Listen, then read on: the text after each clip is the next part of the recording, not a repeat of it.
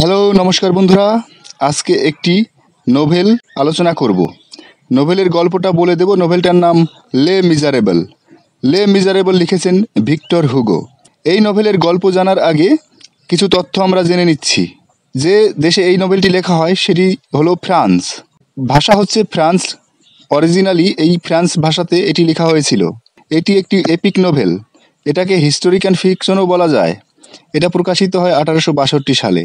এই গল্পের থিম, এই নোভেলের থিম হলো social issues in 19th century urban France.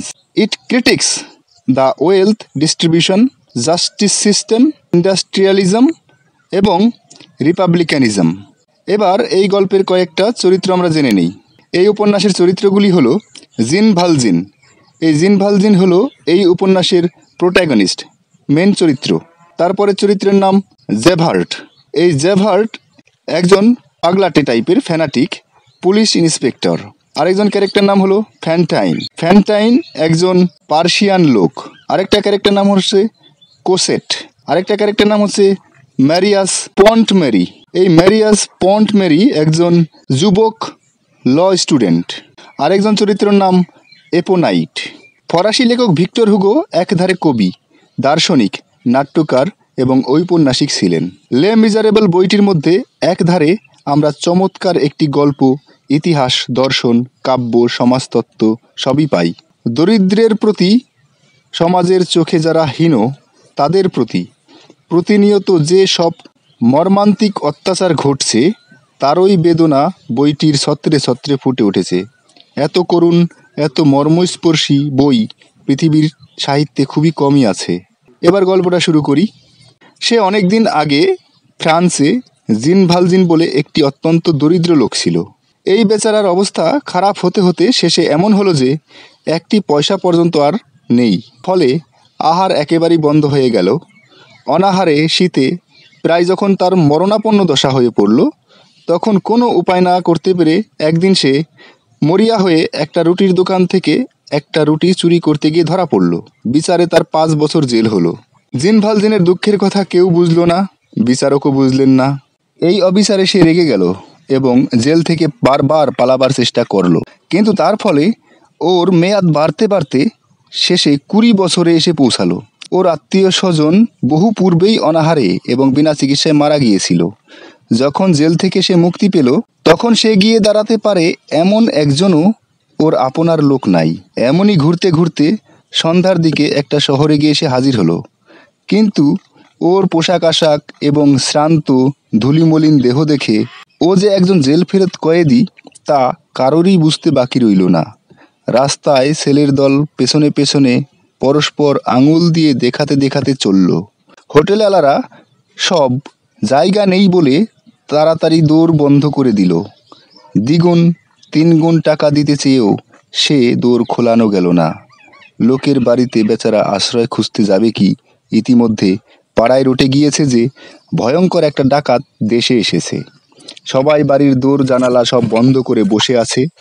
শেষকালে হতাশ হয়ে থানায় গিয়ে নিজের অবস্থা জানিয়ে বলল, আজ রাত্রিটা আমায় দয়া করে এই হাজতে থাকতে দিন, কাল সকালে উঠে আমি চলে যাব। তারা বলে, তুমি কোনো অপরাধের জন্য ধরা না পড়লে আমরা তোমায় হাজতে থাকতে দিতে পারি না। কি আর করে, বেচারা হতাশ হয়ে গির্জার পাশে একটা পথের ওপরে বসে রইল। যেমন করেই হোক সেইখানে বসেই রাতটা কাটিয়ে দেবে। এমন সময় একটি মহিলা সান্ধ্য উপাসনার পর গির্জা থেকে বেরোবার সময় ওকে দেখতে পেয়ে বললে, তুমি বিশপের বাড়ি যাও, নিশ্চয় আশ্রয় পাবে। বিশ্বাস হলো না ঠিক, তবুও একবার জিন চেষ্টা দেখবার জন্য বিশপের বাড়ির দিকে যাত্রা করলো। বিশপ তখন ঘরে বসে খবরের কাগজ পড়ছিলেন। তিনি দৌড়ে কড়া নাড়ার শব্দ পেয়ে বললেন, ভেতরে আসুন। জিন দৌড় ঠেলে ভেতরে এসে এক নিঃশ্বাসে মুখস্থর মতো বলে গেল, আমি জেল ফেরত আসামি, 20 বছর জেল খাটার পর আজ ছাড়া পেয়েছি। সেই জন্য কোথাও আশ্রয় না পেয়ে, খাদ্য না পেয়ে আপনার এখানে এসেছি। আপনি কি আজ রাতের মতো আশ্রয় দেবেন? বিশপ বললেন, নিশ্চয়ই নিশ্চয়ই, আসুন আসুন। বিশপের সংসারে থাকবার মধ্যে একজন বোন ছিল। তাকে ডেকে বললেন যে আজ আমার সঙ্গে একটি অতিথি খাবেন, সেই মতো ব্যবস্থা করো। আর দেখো, অতিথির খাতিরে আজ রূপোর বাসনগুলো বার করো। ওর বোন তো অবাক, ভয়ে তার কাঁপুনি ধরার জোগাড়। কিন্তু কি আর করেন, ভাইয়ের কথা মতো রূপোর বাসনই বার করলেন আর ভালো ভালো খাদ্য পরিপাটি করে দুজনের মতো সাজিয়ে দিলেন। জিনের সারা জীবনে এত ভালো খাবার কখনো জোটেনি। সে গোগ্রাসে গিলতে লাগলো। আহারের পর একটি ঘরে ওর বিছানা করে ওকে শুতে দিল। বিশপ চলে গেলেন নিজে শুতে। কিছুক্ষণের মধ্যেই সমস্ত বাড়ি নিস্তব্ধ হয়ে পড়ল। 20 বছর কঠিন কাঠের ওপর সে ঘুমিয়ে আসছে, এত নরম বিছানায় তার ঘুম হবে কেন? জিন কেবলই এপাশ ওপাশ করতে লাগলো। কিছুতেই ভালো করে ঘুম এলো না। তার মনে পড়তে লাগলো রূপন বাসনগুলোর কথা। খাবার ঘরের আলমারিতে সাজানো রয়েছে সেই রূপোর বাসনগুলো। একটা চাবি পর্যন্ত নেই, শুধু নিয়ে বেরিয়ে পড়া, কেউ জানতেও পারবে না। লোভ দুর্জয়। সে শেষ রাতের দিকে উঠে পড়ে খাবার ঘর থেকে বাসনগুলো নিয়ে একটা পুটুলি বেঁধে কাঁধে ফেলে চুপি চুপি বেরিয়ে পড়ল। দোর তো খোলাই ছিল। বিশপের বাড়িতে কোনো দোরে চাবি দেওয়া থাকে না, তালা লাগানো থাকে না। সকালে উঠে ঝি প্রথম চুরিটা লক্ষ্য করে ওর বোনকে জানালো। তিনি তো মহা গোলযোগ শুরু করে দিলেন। তিনি বললেন, তখনই জানি আমি, একটা ডাকাতকে বাড়িতে আশ্রয় দেওয়া, আবার রূপোর বাসন করে সেটাতে আবার খাবার দেওয়া, হলো তো এখন। বিশপ সব শুনে শুধু বললেন, আমি জানি, সন্ন্যাসী আমি, অত বিলাসিতা করা আমার উচিত নয়, তাই ভগবান ওকে দিতে বলেছে। কিন্তু বিশপ যত সহজে ছাড়লেন, পুলিশ তত সহজে ছাড়লে না। সকালের দিকে পুলিশ জিনের পিঠে অত বড় পুটলি দেখে সন্দেহ করে ধরলে এবং অত বাসন সে কোথায় পেল সে প্রশ্নও উঠেছিল।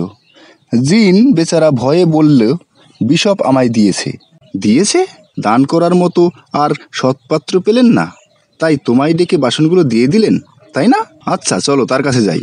জিন বুঝতেই পারলো যে এইটুকু গেলেই সব ফাঁস হয়ে যাবে। তবুও যখন বলে ফেলেছে তখন ওদের সঙ্গে বিশপের বাড়ি যেতেই হবে। কিন্তু তবুও কতকটা নিশ্চিন্ত। জেলে গেলে আর আশ্রয় এবং আহার কোনোটাই সমস্যা হবে না তার। বিশপ তখন নিশ্চিন্ত মনে বই পড়ছিলেন। গোলমাল শুনে বাইরে এসে প্রশ্ন করলেন, কি ব্যাপার, ওকে তোমরা ধরে এনেছো কেন? পুলিশের লোকেরা বললেন, ওর কাছে কতগুলো রূপোর বাসন পাওয়া গেছে, নিশ্চয়ই এখান থেকে চুরি করে নিয়ে গেছে। কিন্তু ও বলছে যে সেগুলো আপনিই দিয়েছেন, সেই জন্যই একবার আপনাকে জিজ্ঞেস করতে এসেছি। বিশপ সময়কে চমকে দিয়ে শান্ত স্বরে বললেন, না, ও মিথ্যা বলেনি, ওগুলো আমিই ওকে দিয়েছি। তারপর জিনের দিকে ফিরে বললেন, রূপোর বাতিদান দুটো তো আমি তোমায় দিয়েছিলাম, ওগুলো নিয়ে যাওনি কেন? একটু দাঁড়াও, ও দুটো আমি এনে দিচ্ছি। এই বলে তিনি ঘর থেকে সে দুটো এনে জিনের হাতে দিলেন। পুলিশরা হতাশ হয়ে ফিরে গেল। সঙ্গে সঙ্গে যারা মজা দেখতে এসেছিল তারাও যে যার কাজে চলে গেল। কিন্তু সবচেয়ে বেশি আশ্চর্য হলো জিন নিজে। পৃথিবীতে এমন মানুষও থাকে? বিশপ নেমে এসে চুপি চুপি ওকে আশীর্বাদ করে বললেন, যাও ভাই, সৎ পথে থেকে পরের উপকার করো, বাকি জীবন এই দিয়ে তুমি সৎ পথে উপার্জন করার চেষ্টা করো। মনে রেখো, আজ থেকে তোমার আত্মা আমার এবং সে আত্মা আমি ঈশ্বরকে সঁপে দিলাম। জিন অভিভূতের মতো বিশপের মহত্বের কথা ভাবতে ভাবতে চলল রাস্তা দিয়ে। কোথা দিয়ে যাচ্ছে, কোথায় যাচ্ছে তার জ্ঞানই ছিল না। এমনি ভাবেই সে গ্রামের প্রান্তে পৌঁছে একটা সাঁকোর ধারে বসে পড়ল। একটি ছেলে বাড়ি থেকে একটা টাকা নিয়ে বেরিয়েছিল জিনিস কিনতে। টাকাটা নিয়ে লুফাতে লুফাতে যাচ্ছিল সে। সাঁকোর কাছাকাছি এসে টাকাটা হাত থেকে পড়ে গিয়েছিল এবং পড়ে গিয়ে জিনের পায়ের কাছে এসে ঠেকল। আর জিনও অন্যমনস্কভাবে সেই টাকাটার ওপরে পা তুলে দিল। ছেলেটা এসে পা নিয়ে টানাটানি করে সরাবার চেষ্টা করতে লাগলো। বলতে লাগলো, ও কি, আমার টাকাটা দাও না, পা দিয়ে আটকে রেখেছো কেন? বারে, আমার টাকাটা রাখছো কেন তুমি? কিন্তু জিন তখন অন্যমনস্কভাবে কত কি না ভাবছিল। ওর কথা তার কানেই গেল না। ছেলেটি ভয়ে ভয়ে কেঁদেই ফেললো। কাঁদতে কাঁদতে আকুলভাবে ওর পাটা সরাবার চেষ্টা করতে লাগলো। শেষে জিন বিরক্ত হয়ে চোখ পাকিয়ে ওর দিকে এমন করে চাইল যে ওর সেই বিকট চেহারা দেখে সেই বাচ্চা বেচারার ভয় হলো। সে টাকার মায়া না করে প্রাণপণে ছুট দিয়ে বাড়ির দিকে চলে গেল। আরও একটু পরে জিন একটা দীর্ঘশ্বাস ফেলে উঠে পড়ল। কিন্তু যেমনই সে পা বাড়াতে যাবে নজরে পড়ল সেই টাকাটা। সে চমকে উঠল। মনে পড়ল ছেলেটার কথা। সে পাগলের মতো টাকাটা কুড়িয়ে নিয়ে ছেলেটার নাম ধরে প্রাণপণে চেঁচাতে চেঁচাতে ছুটল। কিন্তু অনেকটা গিয়েও তার চিহ্ন মাত্র দেখা গেল না। জিন যে কি অন্যায় করেছে এতক্ষণে সে ভালো করেই অনুভব করছিল। সে ছেলে মানুষের মতো ডুকরে কেঁদে উঠল। এরপর একটা বড় শহরে গিয়ে জিন একটা কারখানা স্থাপন করল। দেখতে দেখতে সে কারখানা বিরাট হয়ে উঠল। অসংখ্য লোক সেই কারখানায় কাজ করত। কর্মচারীদের প্রতি সদয় ব্যবহার, দীনদরিদ্রের প্রতি মমতার জন্য ওর সুনাম চারদিকে ছড়িয়ে পড়ল। ও সেখানে গিয়ে নাম নিয়েছিল ম্যাডেলিন। তার নতুন নাম হয়েছিল ম্যাডেলিন। ওর দয়া দাক্ষিণ্যের জন্য ওর নামের আগে আর একটা শব্দ যোগ করে সবাই ওকে ডাকত ফাদার ম্যাডেলিন। কোনো বড় কাজই ফাদার ম্যাডেলিন না হলে হতো না। বিপদে আপদে সর্বদা সকলের আশ্রয় ফাদার ম্যাডেলিন। সেই কৃতজ্ঞতায় সকলে ওকে কিছুদিন পরে ওই শহরের মেয়র করে দিল। সকলেই ওকে খুব শ্রদ্ধার চোখে দেখত, খালি জ্যাবার্ট ছাড়া। জ্যাবার্ট হলো পুলিশের দারোগা, বড় কর্তা, অত্যন্ত কর্তব্যনিষ্ঠ লোক। ওর বারবারই একটা সন্দেহ ছিল জিনের ওপর। একদিন ফাদার ম্যাডেলিনের সঙ্গে জ্যাবার্টের একটা ছোট রকমের গোলমাল বাঁধলো। কেমন করে তাই বলে দিচ্ছি এখন।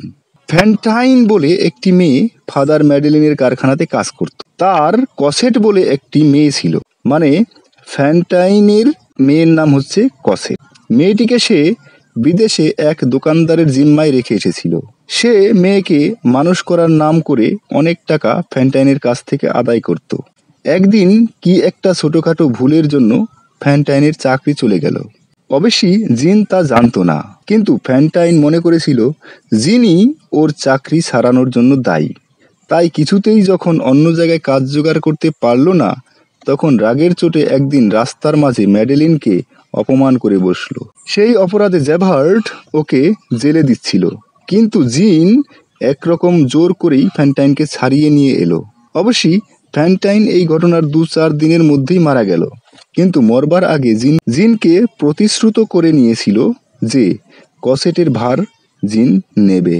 ফ্যান্টাইন মরার পর জিন কসেটের খোঁজে যাবে, এমন সময় এক অভাবনীয় ঘটনা ঘটল। একদিন সকালে জ্যাবার্ট এসে বলল, আমায় চাকরি থেকে ছাড়িয়ে দিন। জিন বিস্মিত হয়ে বলল, সে কি, কেন? জ্যাবার্ট বললে, জিন ভালজিন বলে একটা দাগী আসামি ছিল। তার নামে ছোট ছেলের কাছ থেকে টাকা ছিনিয়ে নেওয়ার জন্য পরোয়ানা বেরিয়েছিল। আমি আপনাকেই সেই জিন ভালজিন মনে করে আপনাকে গ্রেপ্তার করার জন্য সদরে চিঠি লিখে পাঠিয়েছিলাম। জিন প্রায় নিঃশ্বাস বন্ধ করে প্রশ্ন করল, তারপর? জ্যাবার্ট বলল, সদর থেকে জবাব এসেছে যে আমি একটি আস্ত পাগল, কেননা জিন ভালজিন ধরা পড়েছে, তাকে শনাক্তও করা হয়েছে। আসছে কাল তার বিচার হবে। জিন বিশেষ কিছু বললে না, শুধু বললে, তুমি তোমার কাজ করোগে, ওর জন্য বিশেষ কিছু ভাবতে হবে না। কিন্তু ওর মনের মধ্যে যেন ঝড় বইতে লাগলো। এক নিরপরাধ বৃদ্ধ ওর অপরাধে শাস্তি পাবে, এক নিরপরাধ বৃদ্ধ অন্যের অপরাধে শাস্তি পাবে, এ জেনে কি আর চুপ করে থাকবে? অথচ এই সম্মান, এই ঐশ্বর্য সমস্ত এক নিমিষে চলে যাবে যদি ও সত্য পরিচয় দেয়। মিথ্যে কথাও বলতে হবে না, কিছুই করতে হবে না, শুধু যদি একটু চুপ করে থাকে তাহলেই চিরদিনের মতো নিশ্চিন্ত হতে পারে। কিন্তু ওর মনে পড়ল বিশপের কথা। তিনি বলেছেন, আর কখনো অন্যায় করো না। ও তখন মনটাকে দৃঢ় করল এবং মনে মনে ভাবল, অদৃষ্টে যাই থাক, সে বৃদ্ধকে সে ছাড়িয়ে আনবেই। বৃদ্ধ কেন তার অপরাধে শাস্তি পাবে? যেখানেই যত টাকা জোগাড় করা গেল সমস্ত একটা গোপনীয় স্থানে পুঁতে রেখে জিন পরের দিন গেল সদরে।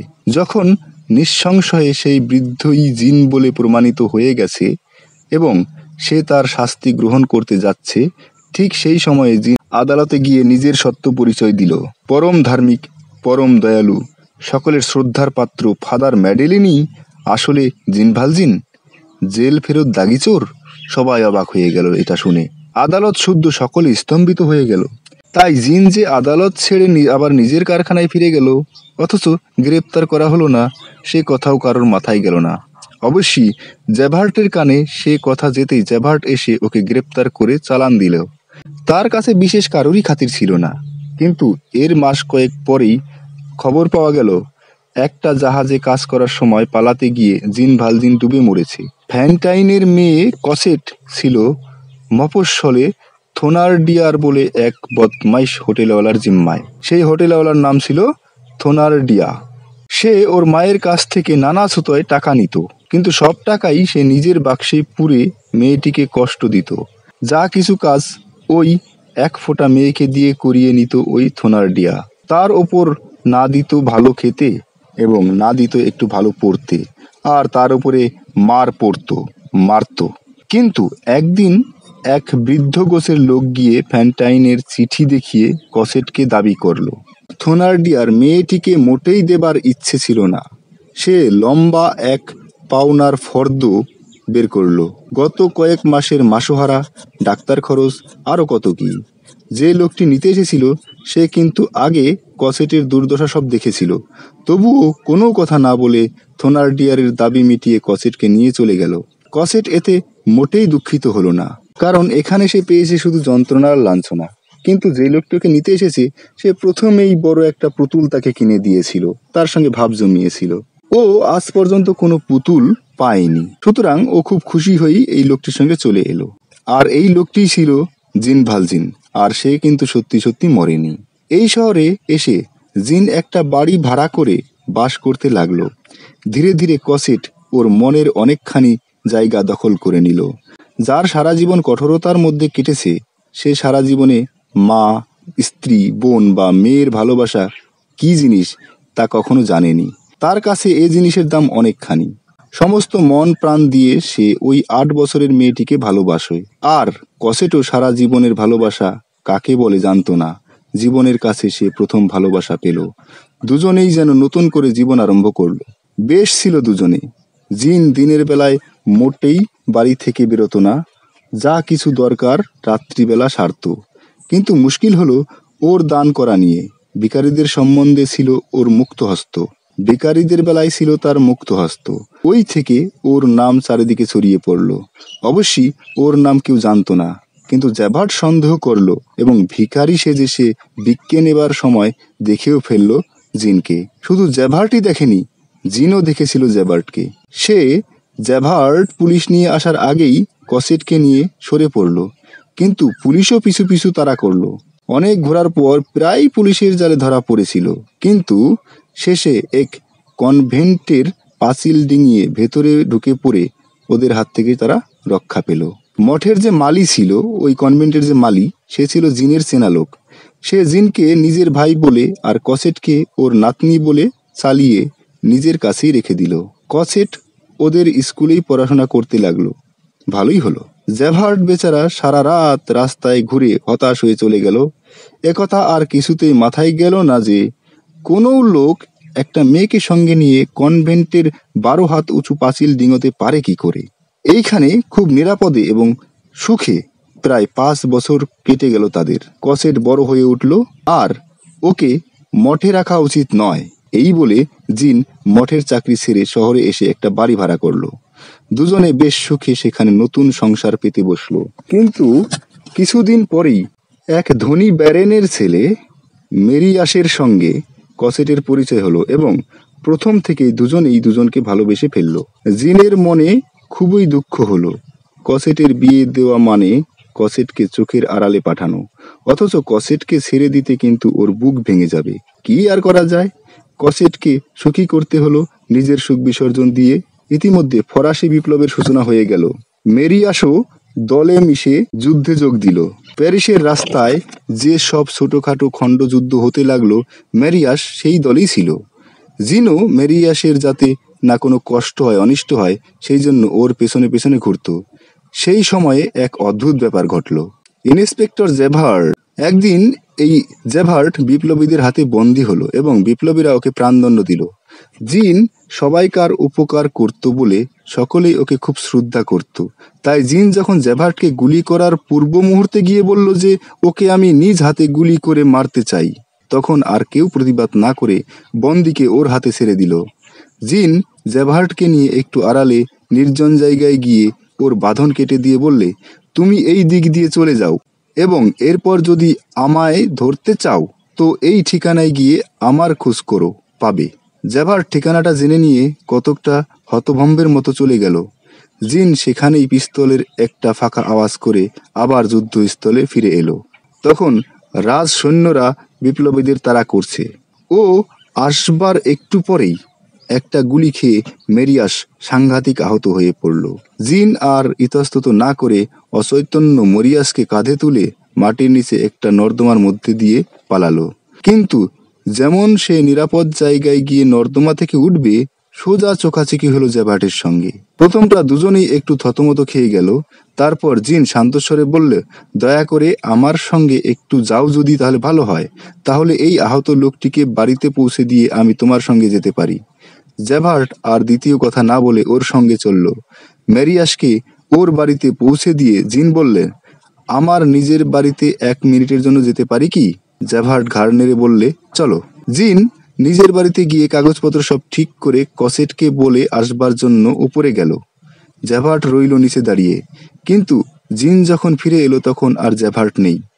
শুধু কর্তব্য পালনেই মানুষের সবচেয়ে বড় কথা নয়, এই কথাটা জেভার্ট বুঝতে পেরেছিল।